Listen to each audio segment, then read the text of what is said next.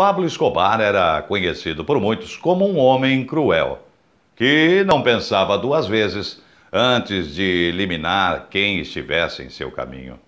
Hoje você vai conhecer alguns detalhes da vida do maior narcotraficante da história. Meu nome é Jorge Luiz e você está no canal HT Histórias do Tempo. Eu vou pedir que você se inscreva no nosso canal e também que ative o sininho para que você receba notificações de novos vídeos. Sejam bem-vindos.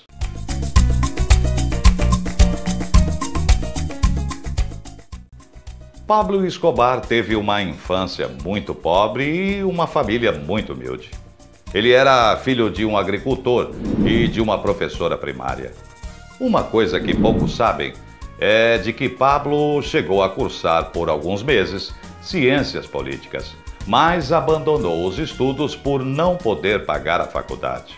Ele começou sua vida no crime ainda jovem, vendendo bilhetes falsos de loterias e cigarros contrabandeados. Depois de um tempo, Escobar passou a roubar carros, pois o lucro era muito maior. Além dos roubos, antes de entrar para a vida do tráfico, Pablo sequestrou um executivo de Medellín. Isso fez com que ele ganhasse respeito e também muito reconhecimento.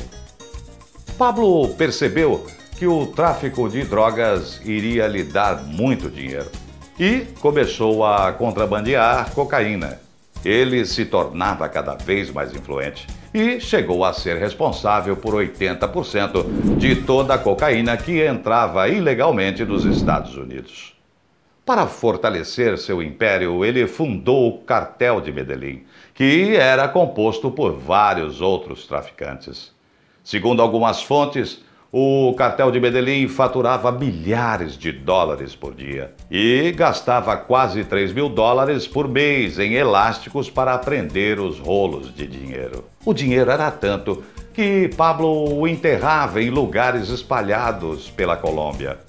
Até hoje, muitos bilhões estão enterrados e, ao que tudo indica, também já estão muito danificados pela umidade e pelo tempo. Em 1989, Escobar chegou a ser considerado pela Forbes como o 7º homem mais rico do planeta, com uma fortuna avaliada em 25 bilhões de dólares.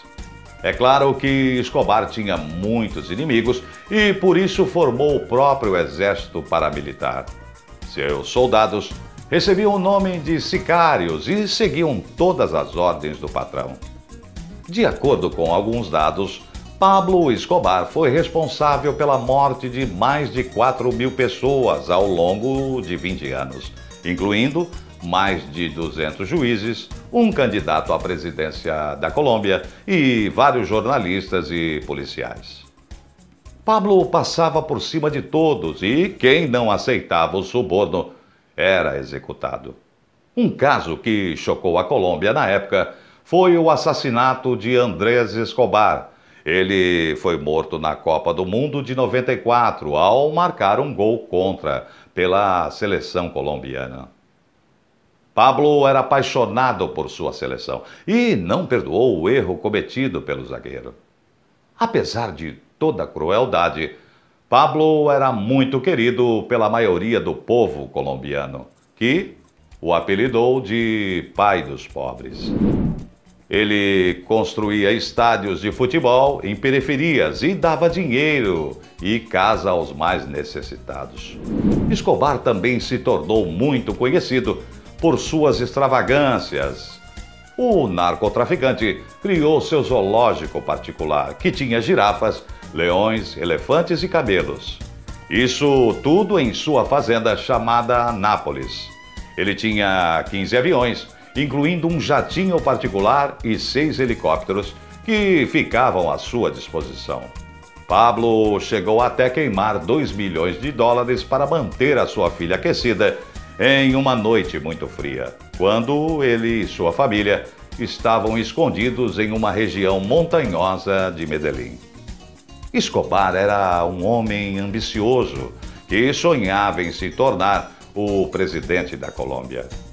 Ele até conseguiu ser eleito em 1982 como suplente de Jair Ortega, e acabou substituindo ele desde a primeira sessão no Congresso. Pablo imaginava que era uma questão de tempo até se tornar presidente do país, mas em 1983 foi denunciado e expulso do Congresso por Rodrigo Lara Bonilha, que expôs tudo aquilo que o narcotraficante fazia.